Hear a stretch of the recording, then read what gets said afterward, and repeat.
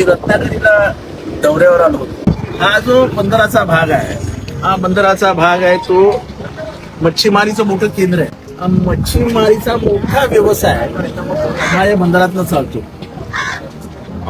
हजारो लोकांचा रोजगार याच्यावर अवलंबून आहे. एकीकडे लोकांना आर्थिक तंगी आहे, व्यवसाय मिळत नाही, नोकऱ्या मिळत नाही, रोजगार उपलब्ध नाही. आणि या निर्दयी सरकारने वेगवेगळ्या डिपार्टमेंटच्या माध्यमातून आदेश काढून, कलेक्टरनी आदेश काढून इथल्या गरिबांच्या ताडपत्रीत टाकलेल्या टपऱ्या तोडायला, असं एक टपरी सरकार आहे. वर गरिबांच्या हातातलं अन्न काढून घ्यायचं सरकारला शोभणार आहे. काय करणार सरकार? काय बंदे बांधणार? हे काय बंदे बांधण्याची जागा आहे का? हे सरकार निर्दयी असलं की काय होतं?